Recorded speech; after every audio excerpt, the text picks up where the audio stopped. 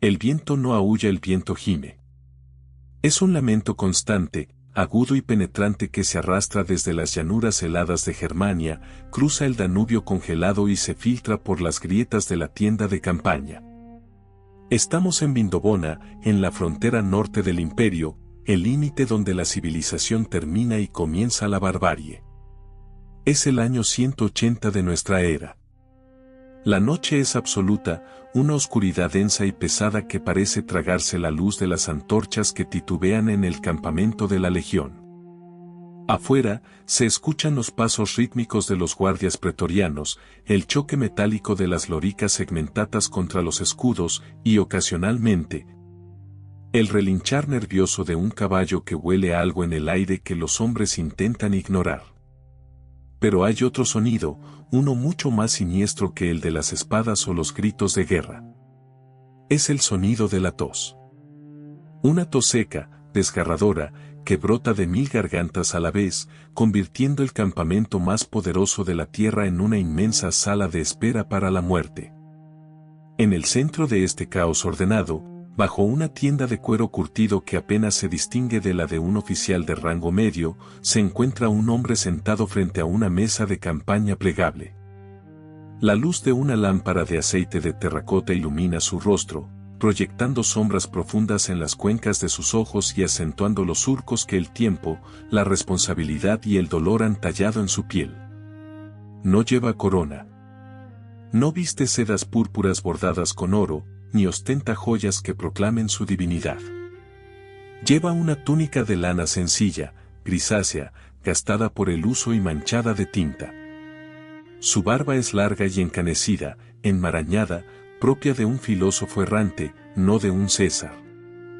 Este hombre tose. Su cuerpo se sacude violentamente, y por un instante, la pluma se detiene sobre el papiro. Se lleva un paño a la boca y, al retirarlo, observa con estoica indiferencia la mancha oscura de sangre que ha dejado. Sabe lo que significa. No necesita a los médicos griegos, con sus sanguijuelas y sus ungüentos de opio, para que le expliquen la verdad. La peste antonina, la plaga que ha devastado su imperio, que ha vaciado ciudades enteras desde Alejandría hasta Roma, finalmente ha venido a cobrar su deuda más alta. Sin embargo, no hay miedo en sus ojos. No hay pánico. Solo una calma abisal, profunda como el océano. Moja la pluma en el tintero y continúa escribiendo. No escribe decretos para mover legiones. No dicta sentencias de muerte para sus enemigos. No redacta un testamento para repartir sus tesoros. Escribe para sí mismo. Escribe para mantener la cordura en un mundo que se desmorona. Pronto habrás olvidado todo, pronto todos te habrán olvidado a ti. Escribe esas palabras con mano firme, mientras sus pulmones arden. Este es Marco Aurelio Antonino Augusto. El emperador de Roma. El amo del mundo conocido. El hombre que, con un solo movimiento de su dedo, podría ordenar la destrucción de naciones enteras, la ejecución de miles de hombres o la construcción de monumentos que desafiarían a la eternidad. Posee el poder absoluto, un poder que corrompe, que ciega, que convierte a los hombres en bestias. Pero él está allí, solo, en una tienda fría y sucia, luchando su última y más gran batalla. No contra los marcomanos que acechan en los bosques, ni contra los partos en el este. Su batalla es contra sí mismo. Contra la debilidad, contra la vanidad, contra el miedo a la muerte. Para entender la magnitud de esta escena, caballeros, debemos despojarnos de nuestra visión moderna y cómoda de la vida. Debemos sumergirnos en la brutalidad del siglo II. Imaginad el olor. El campamento no huele a gloria. Huele a letrinas desbordadas, a cuero mojado, a sudor rancio de miles de soldados que no se han bañado en semanas, a humo de leña verde y, sobre todo, al olor dulce y nauseabundo de la gangrena y la enfermedad. La muerte es una compañera constante, una presencia física que se sienta a comer con ellos. En este infierno helado, el hombre más poderoso de la historia se niega a permitirse el lujo de la autocompasión. ¿Por qué? ¿Qué fuerza le impulsa a levantarse del catre cada mañana, a pesar del dolor en el pecho y las úlceras en el estómago, para inspeccionar las tropas, para recibir a los embajadores, para firmar los despachos? La respuesta reside en una sola palabra, una palabra que hoy en día ha perdido su peso, que se ha diluido en la frivolidad de los tiempos modernos, pero que para él era más sólida que el mármol del Panteón. El deber. Pero el deber no nace, se forja. Y para comprender al anciano que muere en la tienda, debemos viajar atrás, mucho antes de la nieve y la sangre de Vindobona. Debemos ir a Roma, a la colina del Celio, donde un niño llamado Marco Annio Vero crecía bajo la atenta mirada del destino. No nació siendo príncipe. Aunque su familia era noble y rica, de raíces hispanas, sangre de la Bética corría por sus venas, sangre de tierra dura y sol implacable. Nadie imaginaba que ese niño serio y silencioso terminaría portando el peso del mundo sobre sus hombros. Roma, en aquel entonces, estaba en su apogeo. Era la Edad de Oro. Bajo el mandato de Adriano, el imperio era una máquina perfecta de administración y poder. Las fronteras eran seguras, el comercio fluía, y la pax romana cubría la tierra como un manto protector. Sin embargo, Adriano, el emperador viajero, el arquitecto, el hombre de intelecto agudo y mirada inquietante, vio algo en el joven Marco. Vio una verdad que otros ignoraban. Le llamaba Vericimus, el más veraz, el más honesto. En una corte llena de sicofantes, de aduladores que cambiaban de opinión según soplara el viento del favor imperial, el niño Marco no sabía mentir. Su franqueza no era insolente, era pura. Imaginad al joven Marco, de apenas 12 años. Mientras otros niños de su clase jugaban a ser generales o se perdían en los primeros vicios que la opulenta Roma ofrecía, él tomaba una decisión que marcaría el resto de su existencia. Decidió vestirse con la capa áspera de los filósofos griegos y dormir en el suelo, sobre las baldosas frías, rechazando la comodidad de los lechos de plumas. Su madre, Domicia Lucila, una mujer culta y de carácter, tuvo que rogarle que al menos usara una piel de oveja para no enfermar. ¿Qué lleva a un niño rico, que lo tiene todo, a buscar la incomodidad voluntaria? Es el primer destello del estoicismo en su alma. Es la comprensión prematura de que el placer es un amo tiránico y que la verdadera libertad solo se encuentra en el dominio de uno mismo. Marco devoraba libros. Sus tutores no eran simples maestros, eran guías espirituales. Junio Rústico, un estoico severo, le regaló una copia de las disertaciones de Epicteto. Aquel libro fue para Marco lo que la espada es para el legionario. Su arma principal. Epicteto, un antiguo esclavo cojo, enseñaba que no controlamos lo que nos sucede, sino cómo reaccionamos a ello.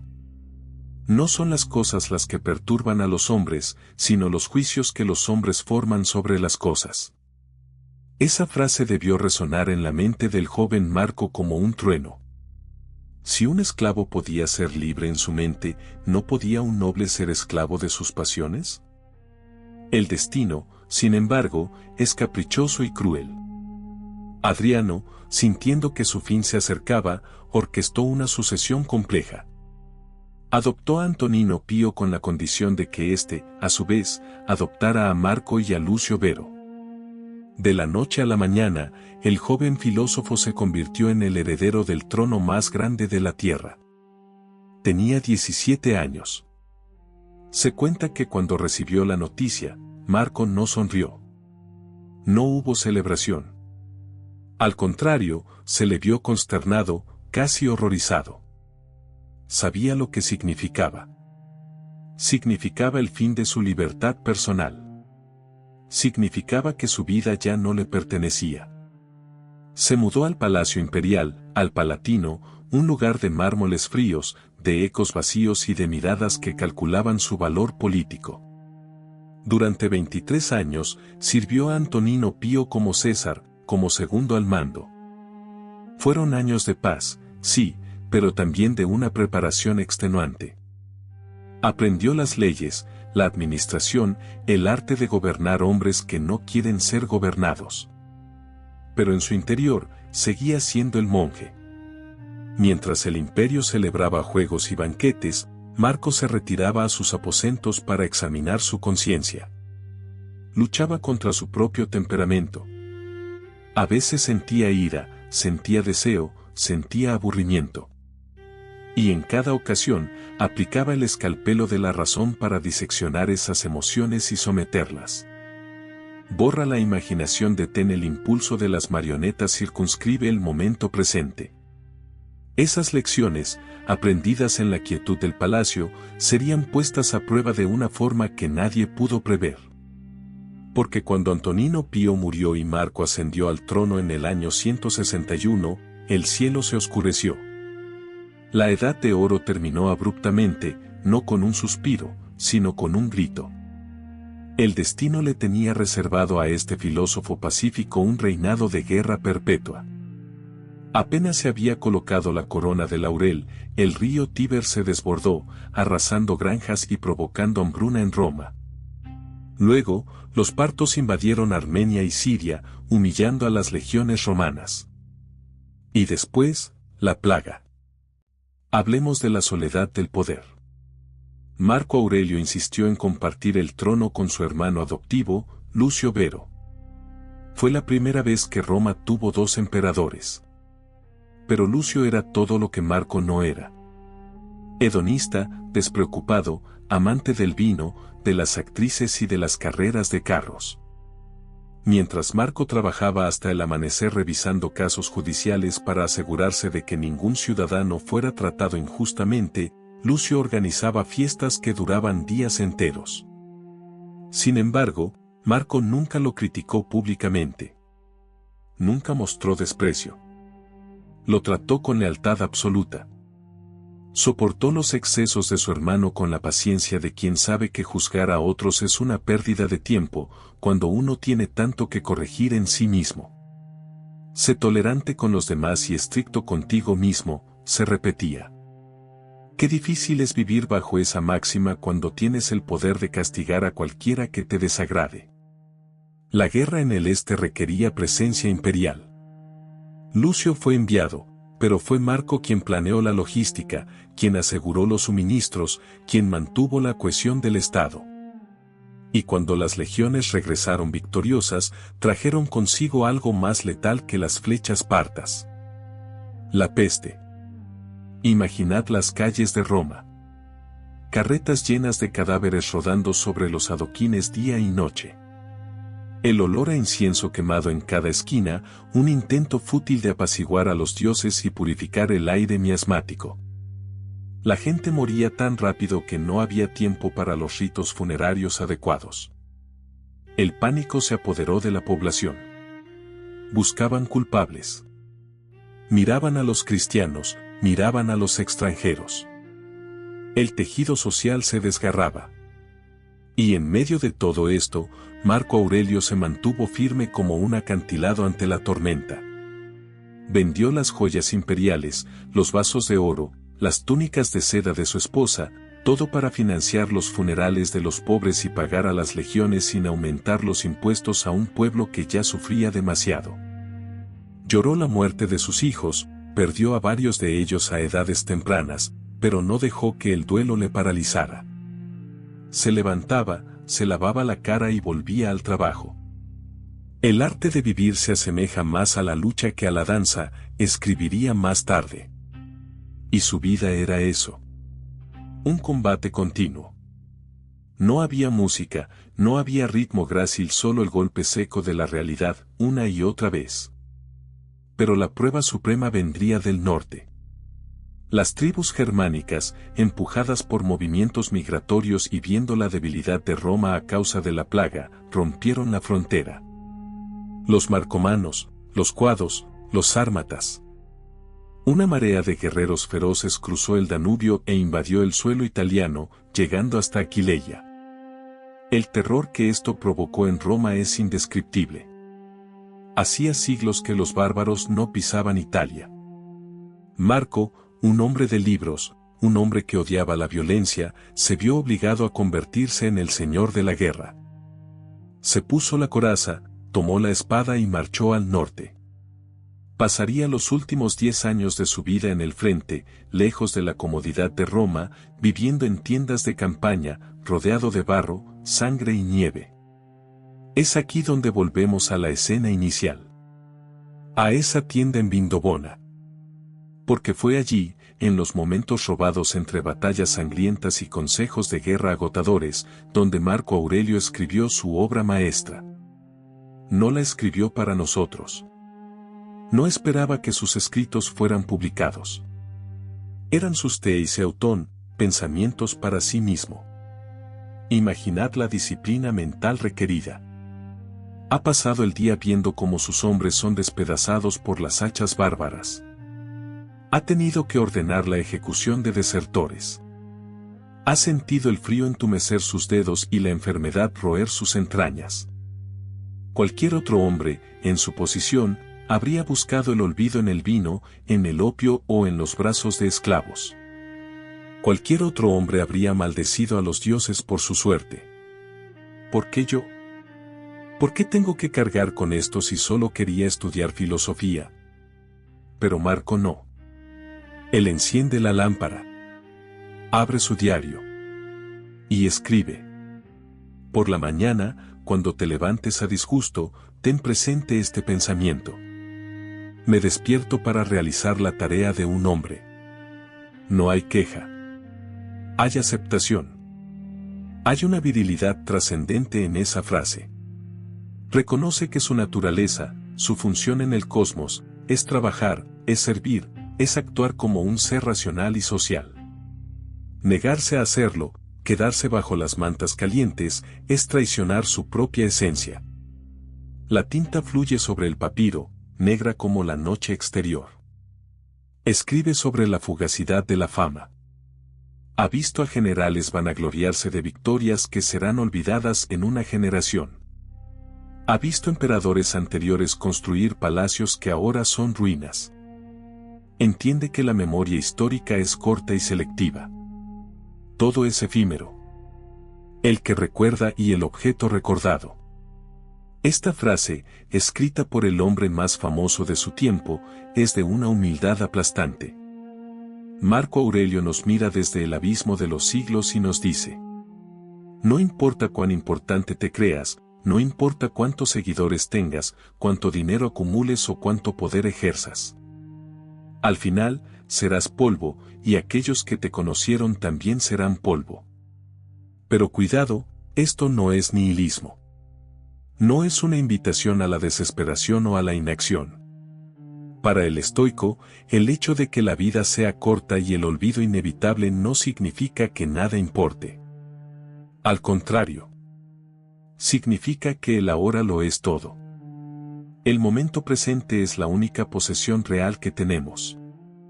Y la única forma de usarlo correctamente es actuando con virtud, justicia, verdad, templanza, fortaleza. Esos son los 4 pilares. Y Marco se aferra a ellos mientras la fiebre sube. En esa tienda, el emperador reflexiona sobre la gente que le rodea. Sus generales conspiran. Sus consejeros son a menudo incompetentes o corruptos. Su esposa, Faustina, es objeto de rumores maliciosos en Roma. Su hijo, Cómodo, muestra signos preocupantes de crueldad y falta de interés por el gobierno. La soledad de Marco es absoluta. Está rodeado de miles, pero no tiene a nadie. Y sin embargo, escribe: la mejor venganza es no ser como tu enemigo. ¿Qué poder hay en esas 8 palabras? En un mundo donde la traición se paga con sangre, donde la crueldad es la moneda de cambio, Marco decide que no permitirá que la maldad de otros corrompa su propia alma. Si alguien le miente, él seguirá siendo veraz. Si alguien le odia, él seguirá siendo benévolo. No por ingenuidad, sino porque entiende que su carácter es lo único que realmente le pertenece. Pueden quitarle su imperio, pueden matar su cuerpo, pero no pueden obligarle a ser un mal hombre. Eso es una elección. Y él elige, cada noche, en la soledad de su tienda, ser un hombre bueno. El viento golpea con más fuerza. La llama de la lámpara oscila, amenazando con apagarse. Marco tose de nuevo, un espasmo que le dobla por la cintura. Siente el sabor metálico en la boca. Sabe que le queda poco tiempo. Mira sus manos, manos que han sostenido el cetro y la espada, manos viejas y manchadas. Piensa en la muerte. No como un monstruo, sino como un proceso natural. La muerte, al igual que el nacimiento, es un misterio de la naturaleza, una combinación de los mismos elementos y una disolución en los mismos. No hay drama. Es simplemente el retorno al todo. La naturaleza te dio la vida prestada y ahora te la pide de vuelta. ¿Por qué habrías de enfadarte? ¿Acaso se enfada el actor cuando el director de la obra le dice que su escena ha terminado y debe salir del escenario? Sal, pues, del escenario satisfecho, ya que también está satisfecho el que te despide. Pero antes de salir, hay asuntos que atender. La guerra no ha terminado. Las legiones necesitan órdenes para la mañana. Los suministros de grano deben ser distribuidos. Hay juicios pendientes. El emperador cierra los ojos un momento, respira hondo intentando calmar el dolor de su pecho, y vuelve a mojar la pluma. El filósofo deja paso al César una vez más. La noche es larga, y el descanso es un privilegio que no se puede permitir. La pluma rasga el papiro una vez más. El sonido es áspero en el silencio sepulcral de la tienda.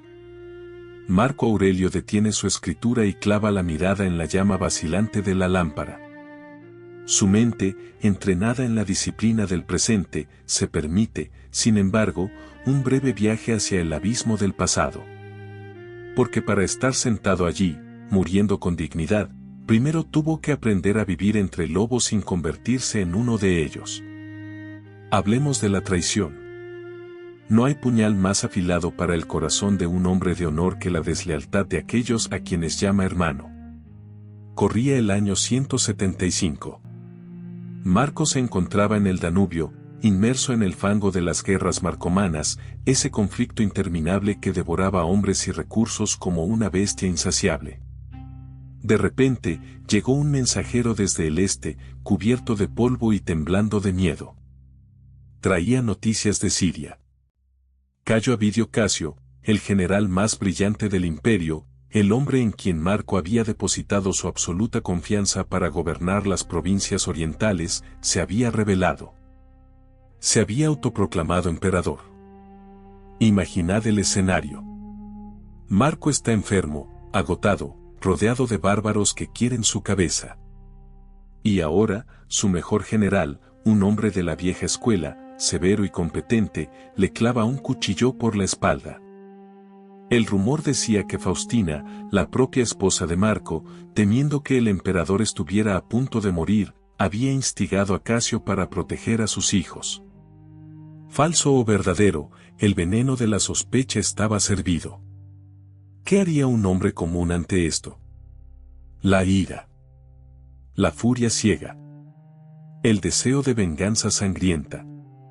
Ordenar torturas, ejecuciones masivas, quemar ciudades leales al usurpador. Eso es lo que hicieron Sila, Mario, Nerón. Eso es lo que dicta el ego herido. Pero Marco Aurelio no es un hombre común. Reúne a sus tropas. Los legionarios están inquietos, murmuran, esperan el estallido de cólera de su César. Marco sube al estrado, pálido pero sereno. No grita. No maldice. Habla con una tristeza profunda, pero con una firmeza inquebrantable.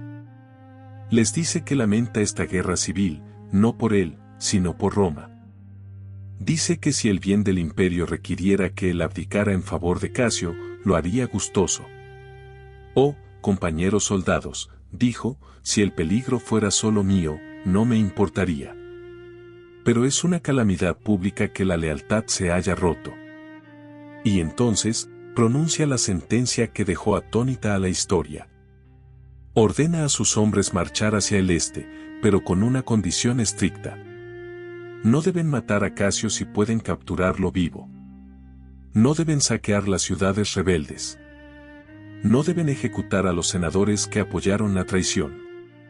Quiero perdonar a un hombre que me ha ofendido, quiero seguir siendo amigo de quien ha violado la amistad, quiero mostrar al mundo que incluso en la guerra civil, la fidelidad y la clemencia pueden existir. ¿Entendéis la magnitud de esta fuerza espiritual? No es debilidad, es un control absoluto sobre las pasiones. Es mirar al odio a los ojos y negarse a parpadear. Cuando finalmente Casio fue asesinado por sus propios centuriones, porque la traición siempre se devora a sí misma, le trajeron a Marco la cabeza cortada del general rebelde. Esperaban una recompensa. Esperaban ver al emperador escupir sobre los restos de su enemigo. Marco Aurelio se negó a mirar la cabeza. Ordenó que fuera enterrada con decencia. Quemó la correspondencia de Casio sin leerla, para no saber quiénes eran los otros conspiradores, para no verse obligado a odiarlos. No quiero saber quiénes son mis enemigos, para poder seguir tratándolos como amigos. Esa es la ciudadela interior de la que hablaba en sus escritos. Nada externo puede dañarte si no le das permiso. La traición de Casio fue un acto externo, la respuesta de Marco fue su elección soberana. Volvamos a la tienda en Vindobona. El recuerdo de Casio se desvanece, reemplazado por una sombra más dolorosa, una herida que no cicatriza. Cómodo. El emperador mira hacia la entrada de la tienda. Sabe que su hijo está cerca, quizás bebiendo con los gladiadores, quizás esperando con impaciencia que el viejo filósofo aburrido exhale su último aliento. La tragedia de Marco Aurelio no es la guerra, ni la peste. Su verdadera tragedia es ser un padre que ama a un hijo que no merece ese amor. Y peor aún, ser un gobernante que sabe que su sucesor será un desastre. Aquí, caballeros, nos enfrentamos a la decisión más criticada de su vida. ¿Por qué, siendo tan sabio, nombró a Cómodo como su heredero? Los anteriores emperadores, Nerva, Trajano, Adriano, Antonino, habían elegido a los mejores hombres, no a sus hijos biológicos, porque no los tenían. Marco rompió esa racha de meritocracia. Pero seamos justos con la historia. Si Marco hubiera desheredado a Cómodo, la guerra civil habría sido inevitable. Los partidarios del hijo contra los partidarios del elegido. Marco eligió la estabilidad dinástica, la paz, esperando contra toda esperanza que la educación y los consejeros moldearan el carácter del joven. Fue su único error de cálculo. O quizás, no fue un error, sino una aceptación fatalista. Marco intentó educarlo. Trajo a los mejores tutores de Grecia y Roma. Llevó al niño al frente de batalla para que viera la realidad de la guerra, no la fantasía gloriosa de los desfiles. Pero el alma de Cómodo era impermeable a la virtud. Donde Marco veía deber, Cómodo veía privilegio. Donde Marco veía servicio, Cómodo veía dominio. Imaginad las cenas en la tienda imperial.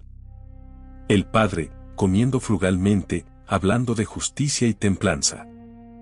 El hijo, con la mirada vidriosa, pensando en bestias exóticas y en la sangre de la arena.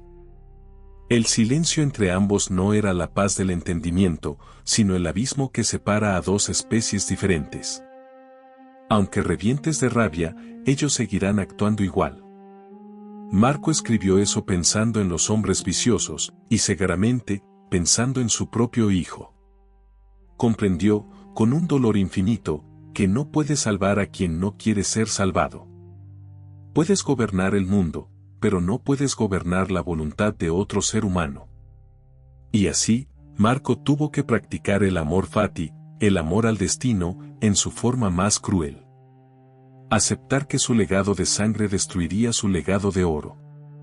El viento sacude la lona con violencia, como si los fantasmas de los cuados y los marcomanos quisieran entrar. Marco recuerda la lluvia milagrosa. Fue unos años atrás. La Legión 12 Fulminata estaba rodeada.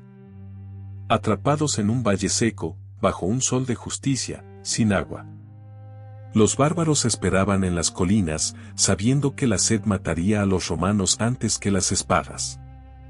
Los hombres caían, las lenguas hinchadas, delirando. Era el fin. La derrota total. Marco estaba allí. No como un dios, sino como un comandante desesperado. Se cuenta que alzó las manos al cielo. No pidió milagros para su gloria. Pidió por sus hombres. Y entonces, las nubes negras se arremolinaron de la nada. Un trueno sacudió la tierra y la lluvia cayó torrencialmente. Los soldados romanos bebían de sus cascos, mezclando agua con sangre, mientras los rayos caían sobre los enemigos. Fue una masacre. Roma venció. Los soldados aclamaron a Marco como un favorito de los dioses.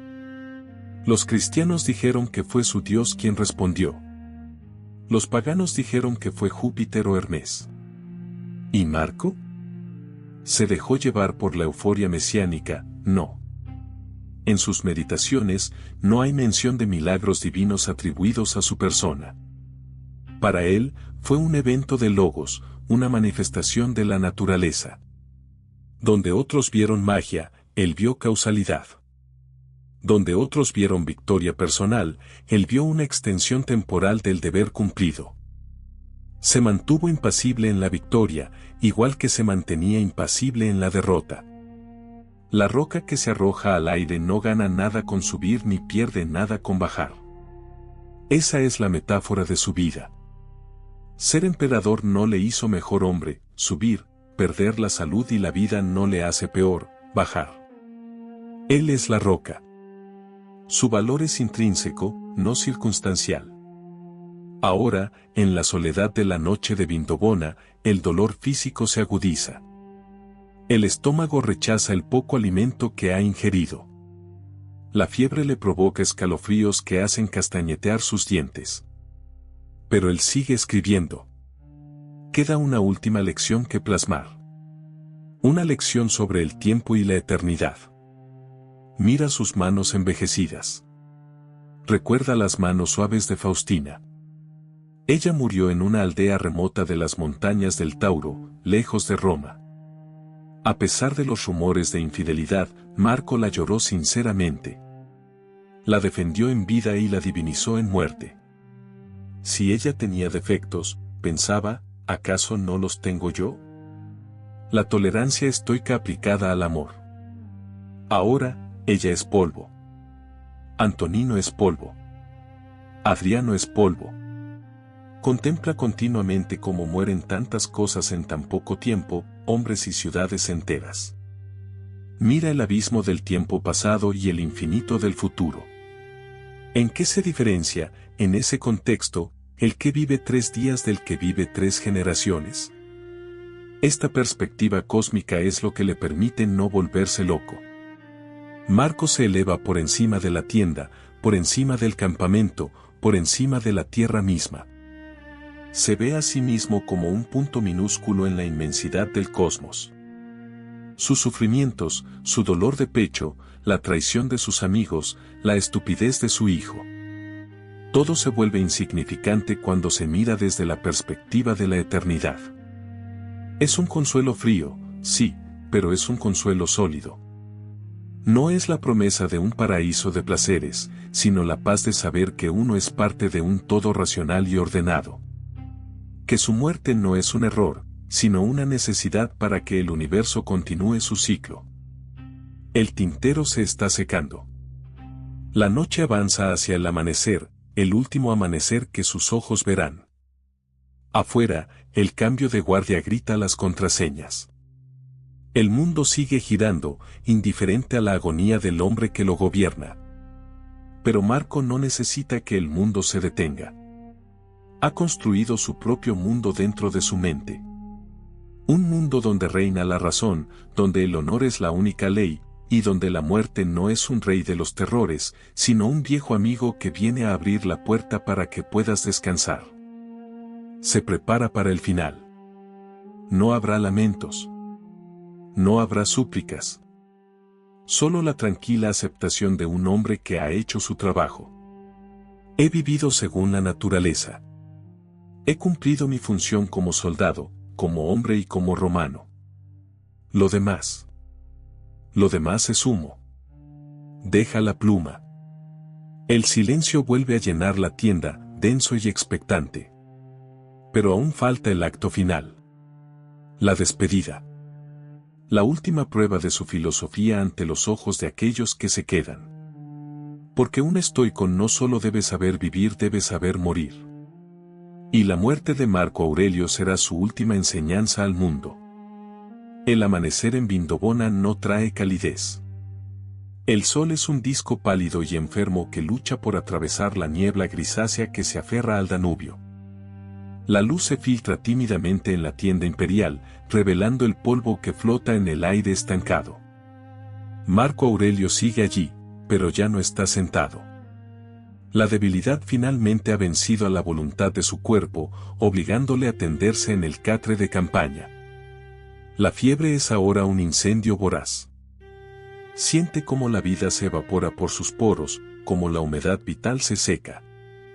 Sin embargo, su mente, esa ciudadela interior que ha fortificado durante décadas, permanece intacta, lúcida, observando el proceso de su propia extinción con una curiosidad científica casi aterradora. No llama a los médicos. Ya no hay nada que la medicina pueda hacer. Es el momento de la naturaleza. Afuera, el campamento se despierta, pero es un despertar silencioso. Los soldados saben. El rumor ha corrido como la pólvora por las filas de las legiones. El viejo ha caído.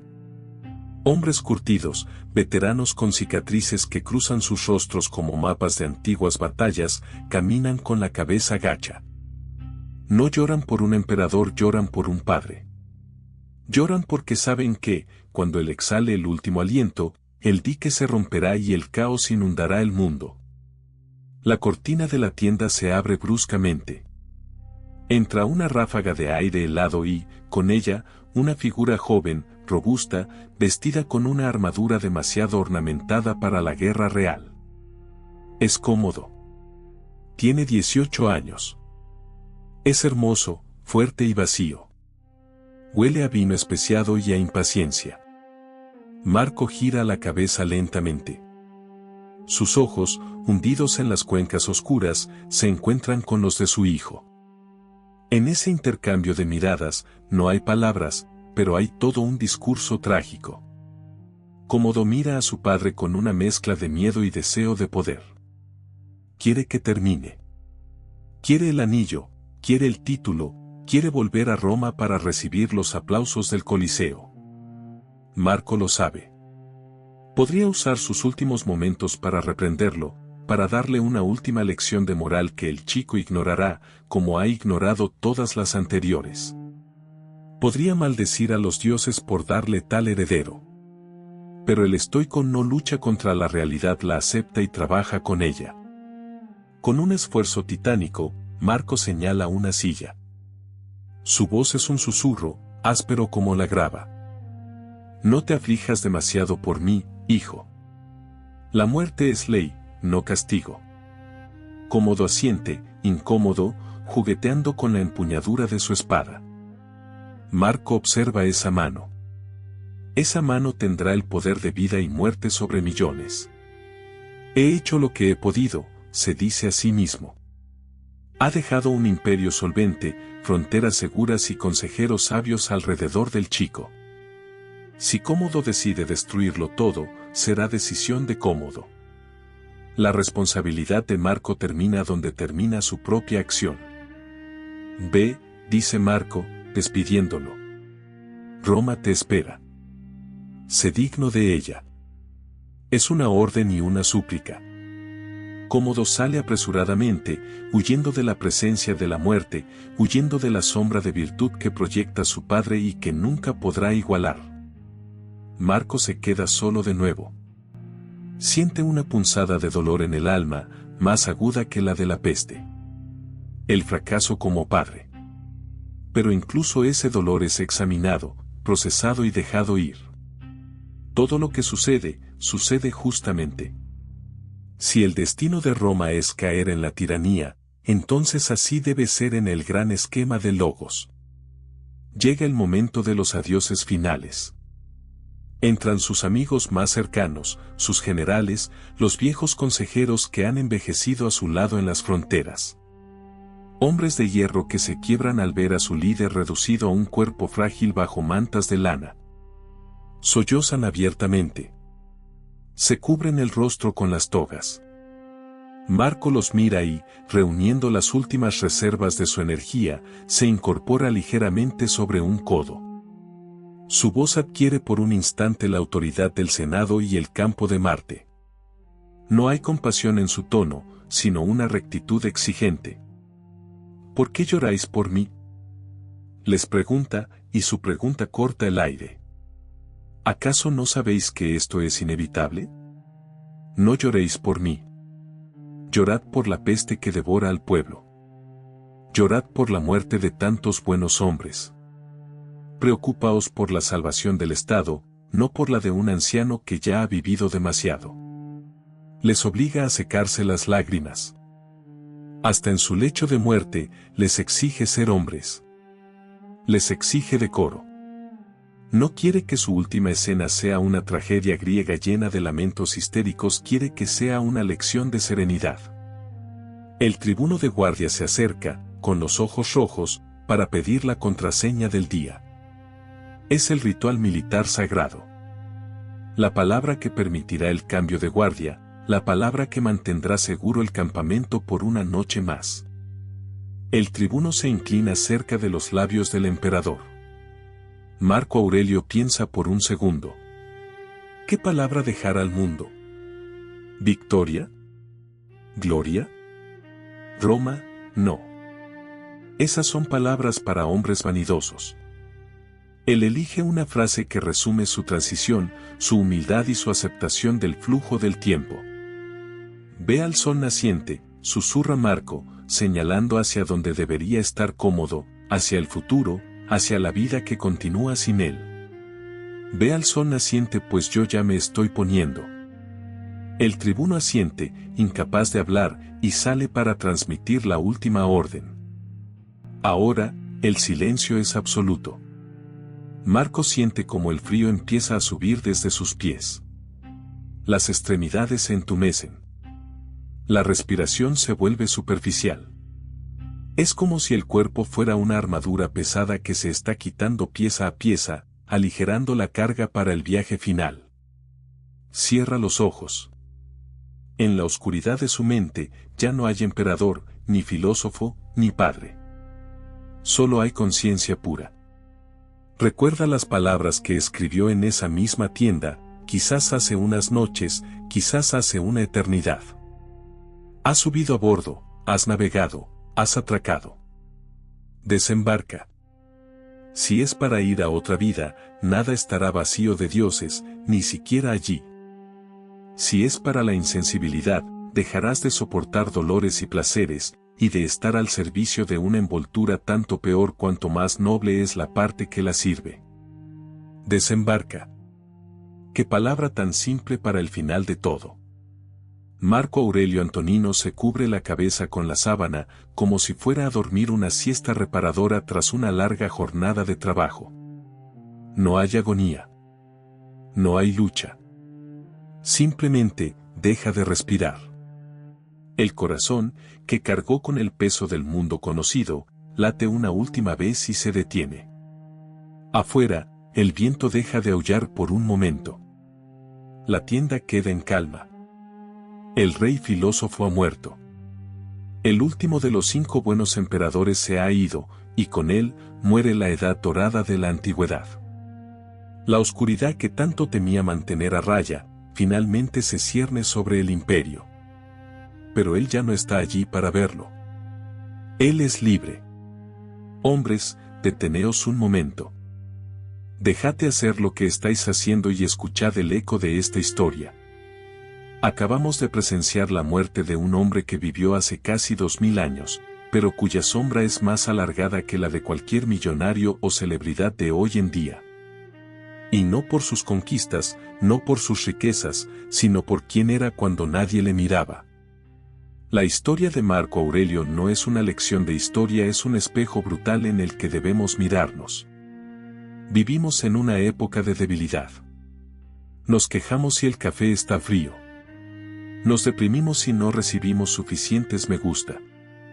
Nos sentimos víctimas si el tráfico es lento o si el clima no es de nuestro agrado.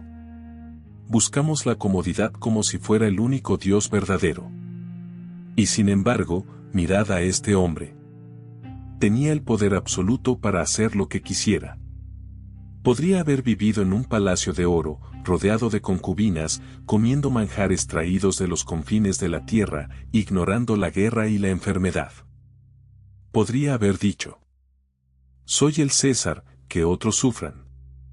Pero eligió la tienda sucia. Eligió el frío. Eligió el frente de batalla. Eligió la soledad y el deber. Eligió vivir como un monje siendo el dueño del mundo. ¿Por qué? Porque entendió una verdad que hemos olvidado. La comodidad es la jaula del alma. El carácter no se forja en la facilidad, sino en la dificultad voluntariamente aceptada. Marco Aurelio escribió para sí mismo: la felicidad de tu vida depende de la calidad de tus pensamientos. No de tu cuenta bancaria. No de tu estatus social. No de lo que otros digan de ti. Solo de tu mente. Tú tienes el poder. Caballeros, muchos de vosotros estáis en la etapa de la vida donde el cuerpo empieza a fallar, donde las ilusiones de la juventud se desvanecen, donde el cinismo amenaza con devorar la esperanza. Miráis al mundo moderno y veis caos, veis estupidez, veis la pérdida de valores. Y tenéis razón. El mundo es caótico. Pero Marco Aurelio os diría: ¿y qué? ¿Acaso el mundo no era caótico también para mí? ¿Acaso no me rodearon traidores, necios y bárbaros? Eso no es excusa. No controláis la política. No controláis la economía. No controláis el paso del tiempo. Pero controláis vuestra propia ciudadela interior. Controláis si os levantáis por la mañana con propósito o con pereza. Controláis si tratáis a vuestro prójimo con justicia o con ira. Controláis si enfrentáis la vejez y la muerte con miedo o con dignidad. El cabod, el honor, el deber. Esas palabras no son viejas, son eternas. Imaginad que esta noche, antes de dormir, cogéis un cuaderno, como hizo él. No para escribir una novela, sino para hablar con vosotros mismos. Para preguntaros: ¿he actuado hoy como un hombre racional? ¿He sido justo? ¿He sido valiente? La vida es breve. Es un parpadeo entre dos eternidades de oscuridad. Pronto seremos olvidados. Nuestros nombres se borrarán de las piedras y nuestros archivos digitales se corromperán. ¿Qué queda entonces? Queda el acto presente. Queda la virtud de la hora. Marco Aurelio murió en una tienda lúgubre, tosiendo sangre, traicionado por el destino en cuanto a su hijo y su salud. Y, sin embargo, fue el hombre más libre que ha pisado la tierra. Porque nadie pudo conquistar su mente. Salid ahí fuera. El mundo es vuestro Vindobona. Habrá bárbaros, habrá plagas, habrá traiciones. No importa. Manteneos firmes.